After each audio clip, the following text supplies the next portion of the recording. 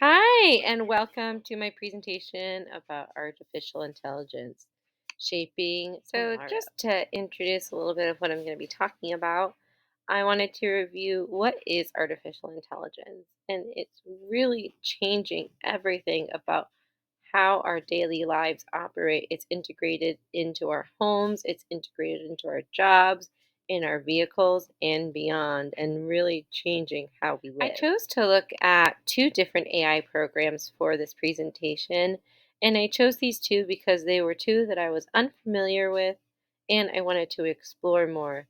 I felt text to speech could potentially be a good option to bring back into my school, and then I thought that Ava would be a good option for musically inclined people and possibly a program I could bring back to my music teacher. So I'm here to talk about my first of two AI programs I chose to look at. The first one being Google Cloud Text to Speech AI. I want to look first at the tech features that I really enjoyed about this program. The first is the high quality voices. I originally recorded this video and had this as my example, but what I realized is when I did a screen recording, it doesn't allow you to hear the audio. But when I do play the audio, the language that you select, obviously it doesn't translate it into the language from English to whatever you're selecting, which is kind of what I originally thought. But what it does is it kind of changes the accent for you. So you're getting a real life, idea of how an Italian person might say this phrase. So it's available in multiple languages and voice types as well. And you can choose the audio device profile that you're streaming it through. You can customize the speech rate, you can customize the pitch and the volume, as well as add pauses and emphasis to the speech, which is how real speech works. In a lot of the earlier programs, it was very robotic and you were very limited into the options. You can highlight words and sentences as they're spoken, which aids in the visual comprehension of the text on the page. And you can generate this audio and you can stream it in real time, which makes it very suitable for interactive applications.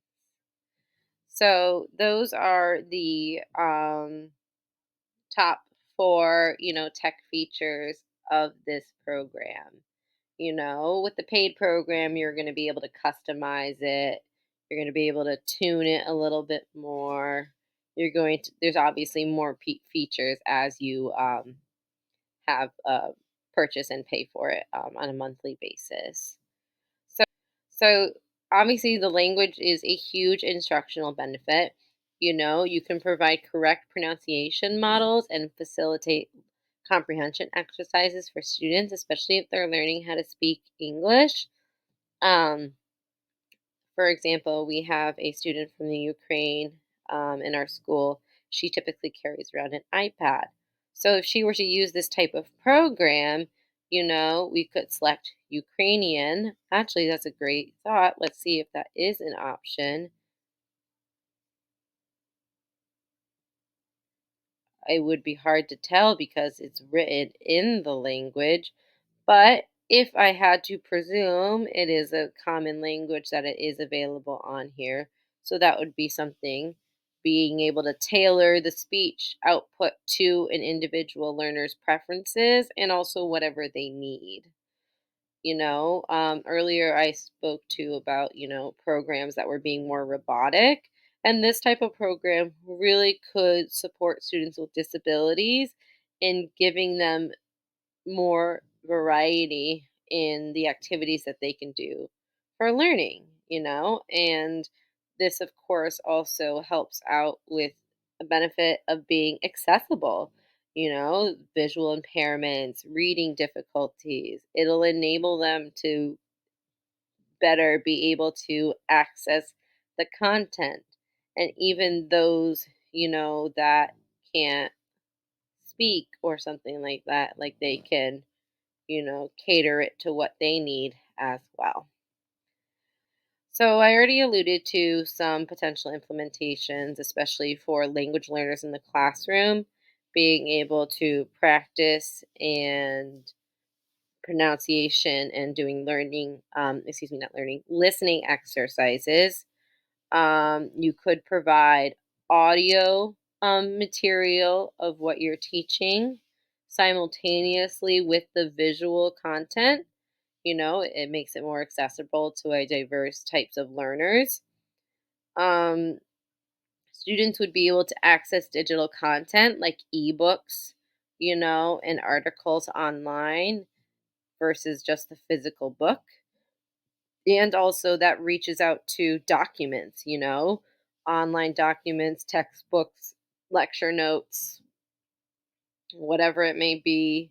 Um, and the format really does work increasingly so for students with disabilities or students that are just at a lower reading level and they're working on their way up, because I have students that are more than capable academically, but their reading level's low, so it takes them longer to access the content that I'm teaching.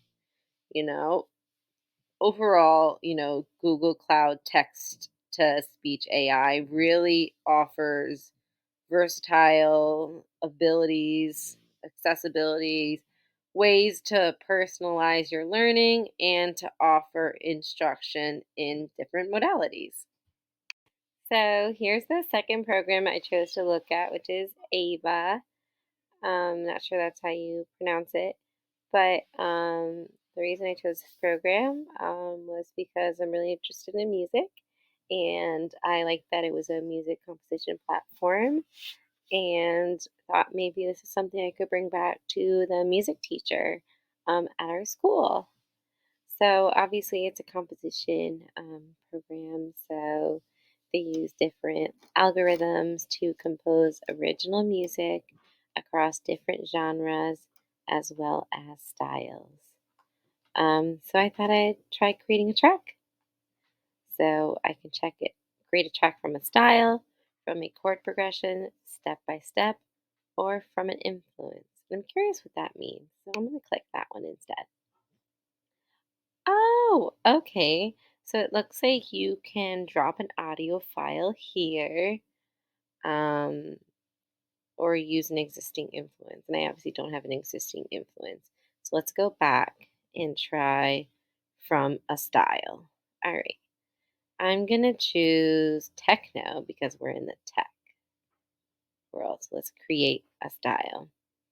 The key signature. Oh, any major, I think, is fine. A major key is good. Duration, let's make it less than 30 seconds. Number of compositions, just one. And with my Google Cloud video, I noticed that if audio is playing while I'm screen recording, it might not come through. So let's see what that does. It's going to create a track with those items. So if you can't hear it, I'll let you know how good it sounds. And if it's bad, I'll still let you know how good it sounds. All right, come on. Let's see. All right, still loading. All right, let's see how it sounds.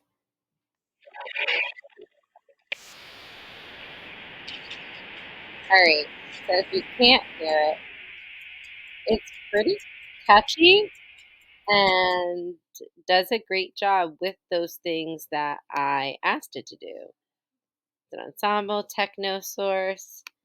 There's an editing program so you can customize it and input certain parameters, like if you want a certain melody, chords, bass, extras, percussion. You can influence the style, and this program can, obviously, with a paid subscription to it, can generate full musical scores and arrangements, including melodies, harmonies, and accompaniments, which is great when it comes to, like, if you're a piano teacher and you're having to accompany a singer, you can create an accompaniment based on the music of the song. And also it can integrate with musical production software, which can enable even further editing and generating even greater compositions. So, fractional benefits. So, this probably won't work as well, I think, with an elementary music teacher because their curriculum is very different. But if you are high school level or college level or grad school level, I feel like composition exploration would be a great addition when using this program because then you can explore different music styles, you can explore different genres and different techniques through this music. And you can spark creativity in students and innovation by the limitless possibilities that AI offers in music composition. You can analyze music through this program as well as critically think about the music that you're putting out and also comparing musics as well.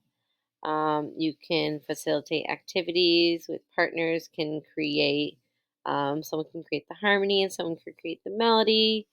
You can supplement just traditional music education by providing access to these composition tools for students to create music from diverse backgrounds, also. And that leads me to, let's go back. There's also radio stations on here, which I think is a great addition. So it could open the doors for students to explore multiple genres of music that maybe they haven't experienced before. Meditation's really good. A jazz lounge bar, I can just imagine what that vibe is. EDM, hip hop, medieval. It really just opens your world to different music styles that normally students might not be exposed to. So potential ways, you mean you could do this in your classroom. I know I've been speaking more from a music teacher standpoint, but really you could do this with plenty of other places. Um, but first, of course, talking with musical education programs. You can supplement your traditional instruction with hands on composition work. If you teach students about how to compose a piece and then you're like, all right, try to compose a piece of your own, I think that really could spark some creativity in students that they may not know they were interested in this before. If you have a workshop where it's just for composition ears or whatever you may call it. They can use this to create musical pieces like that. One of my friends had the goal of becoming a music therapist. And I think that this type of program definitely could be used in that role. You could express yourself emotionally, it can promote relaxation, and could really be used to just be a therapeutic way to let out your creative flow. Just let your creativity flow. And also, overall, it just really opens up the door for music education, creativity, and exploration, and can really empower students to engage with music and music composition in new and exciting ways. Adaptive learning is a great tool in education because you can adjust to fit each student's needs so long as you have the appropriate data and analytics to accompany it. It also can give you recommendations that are measured against each student's strengths and weaknesses. In this learning environment, students can do activities like simulations and games to improve their knowledge and skill. Assignments and adaptive learning give students the appropriate feedback to show them where they need to improve and be able to practice exercises to master those specific skills, which is something that I'm doing right now in my classroom. We have data team meetings and we are using testing data through iReady diagnostic to determine skills that students need to focus on and coming up with ideas on how we can have them practice those skills and then assessing those skills to see the improvement. Assessments in adaptive learning can also give immediate feedback for students. And I think this is better when you're looking to check for understanding of important topics. Pros and cons. Pros is obviously the personalized recommendations that you get from uh, tailoring to specific student needs. And it can allow them to improve their knowledge more quickly and could potentially be more engaging and interactive than a traditional classroom-based learning. The cons are that it requires a lot of data to be effective, and that can be difficult to maintain, as I referenced earlier with my personal experience. And it could be less effective if a student prefers a more structured learning Now, with environment. Personalized learning, this tailors also to education, to individual student needs and interests. Students have a more active role in shaping their learning experiences based on their preferences. And I know my school has experience with this. One of our core tenets of our school is research, and students have choice on choosing their research topics and creating presentations based on visuals that they want to represent what they've been learning. Assignments will allow students to explore topics of interest, which we use in research, pursue goals, and also demonstrating their understanding and learning in a meaningful way. And that could be through a physical, visual, electronic. They could do an interview to show what they've learned. There really is a lot more options here. And I feel that my school definitely leans to the side of a more personalized learning style. The pros of this are that students can pursue their own interests, which inevitably can make learning more engaging and motivating.